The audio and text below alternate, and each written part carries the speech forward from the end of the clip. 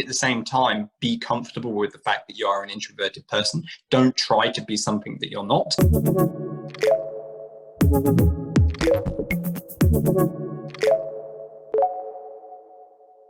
Now, this is an interesting point, and this is something that I personally struggled with an enormous amount when I was much younger. A lot of people don't believe it when I say this, but I grew up a very shy person. I am a very introverted person, and social situations and talking to new people especially are absolutely terrifying. And I always had this sense that was somehow a bad thing, that was somehow wrong, that somehow the extroverts were better and I needed to become an extrovert. And I can tell you right here, right now, that never worked out because I'm not like that.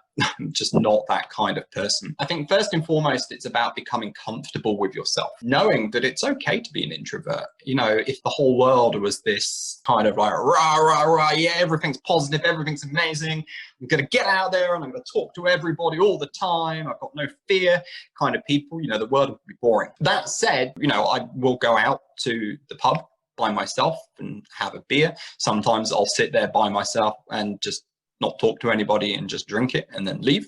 And I'm perfectly comfortable with that. I really enjoy doing that. Sometimes I'll sit in the pub and I will chat to, somebody on the next table. And, this is Ireland. People tend to be very chatty. They just tend to talk to each other. And I'll enjoy that just as much. But I think it's really just because I've become comfortable with it over time. I'm perhaps still not amazingly good at it, to be perfectly honest. But the best thing you can really do is just start getting out there and talking to people. And the more you do that, the more you realize that actually nothing bad is going to happen. Nobody's going to laugh at you. Nobody's going to be mean about your English. It just becomes an easier thing as you do it over time. Now, there are exercises and things that you can do. I did an event years ago called Small Talk Superhero, where I basically went through like 36 of these exercises. And one of the best things that you can do in week 7, I talk about something called a task focus exercise. And what that essentially is you challenge yourself to do something during that day in English. The key to this is, you pick one thing.